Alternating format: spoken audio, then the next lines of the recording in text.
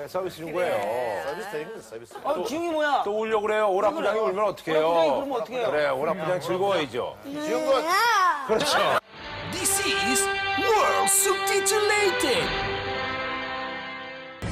Men sen så kom Snabba Cash och blev så stor där och då var ju det förstås en jättestor extra skjuts. Och nu går du in i Robocop.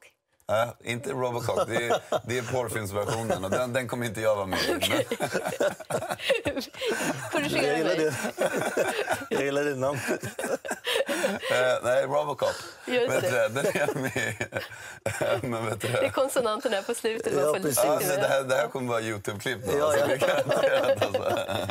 Rapport er inden for NLP forklaringen på god kemi.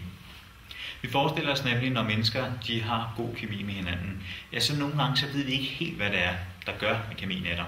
Du kender sandsynligvis i forvejen, hvis du kommer ind i en større eller mindre forsamling, så kan du garanteret inden for ganske kort tid kigge dig rundt og så vurdere, hvem af de mennesker, der er til stede, kommer til at have et godt forhold sammen med, og hvem kommer absolut ikke til at have et godt forhold sammen med.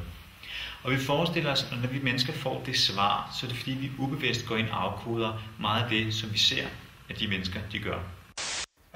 Akkor most hadd kérdezzek én valamit. Mondd csak, Marcellus Wallace, hogy néz ki? Hogy? Melyik országból jössz te? Hogy mi? Olyan országról még nem hallottam. Beszélnek ott angolul? Hogy? Angolul a kurva anyád! Te beszélsz úgy? Igen! Akkor érted, mit mondok? Igen! Akkor most elmondod nekem, hogy Marcellus Wallace hogy néz ki? Hogy mi? Mondd ezt még egyszer! Mondd ezt még egyszer, hogy mi? Mondd még egyszer, ha mered, te faszfej, bazd meg! Mondd még egyszer, ha mered!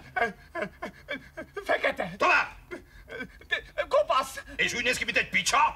Hogy mi?